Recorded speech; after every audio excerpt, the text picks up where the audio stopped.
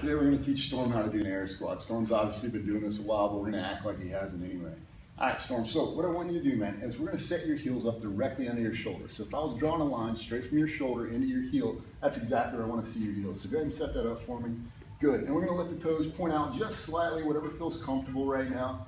Alright, so when we squat down, we want our knees just to go over our toes. So if we're pointed straight in, the knees have a natural tendency to want to come out. Alright, so we're going to let them track over to whatever feels comfortable, alright? So what we're going to do from here is I want you to give a big chest for me, all right? That big chest creates a nice arc in your back, a natural arch in the lumbar spine, right? So in this, what we're going to do to counterbalance our weight as our butt goes back and down, we're going to bring our arms up. So what I want you to do now is push your butt backwards and down and bring your arms up at the same time.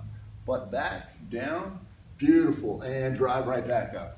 Okay, now what we're going to do from here is we're going to break parallel. When we break parallel, that's getting your hip crease below your knee joint, okay? So when we're going down now, I want you to go as low as we possibly can, still bring those arms up to counterbalance the weight, letting the weight stay towards your heels and bringing your butt all the way down. Here we go, arms back, beautiful, drive right back up, pushing those hips forward. Good, good, let's do it again. Hips are going back, arms are going up, knees are tracking forward over the toes, and drive those hips forward. Beautiful. So we're just going to show a couple of faults. So one of the biggest ones I always see is somebody's knees going forward or them breaking a squat using their knees. So if you can just demonstrate that real quick. Yeah, so immediately knees going way over the toes, heels coming up, putting the knees in a bad position. So one way I can fix that is I can tell the client to push their hips back or initiate by breaking with the hips. And normally I'll give them a cue like, hey, try to act like you're going to fart. Push your butt back like you're going to fart, right? So Storm, push your butt back like you're going to take a fart, buddy. Good, and keep going down from there. Beautiful, drive back up. If that doesn't always work, one other thing I'll do is kind of give them a rub the belly, pat the head sort of scenario. So Storm, what I want you to do right now, buddy, I want you to wiggle your toes for me.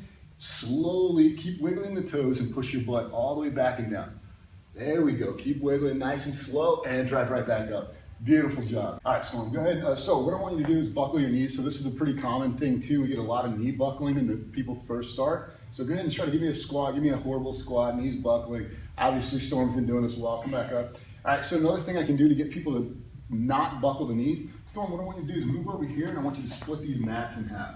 There you go. All right, so what I want you to do on this, to make sure those knees don't buckle, I want you to try to, as you squat, split those mats apart. So if you could push those mats and spread them apart with your feet, I want you to try to do that in this next squat, all right? So spread the mats apart as you try to squat, all right? Spread the mats, beautiful, beautiful, beautiful, drive right back up, great job. All right, looks good. All right, so another thing we get is people with mobility issues, they can't quite squat down all the way yet. And a lot of flexibility, mobility type movements against the wall, the couch stretch and stuff like that will really help the hip flexors.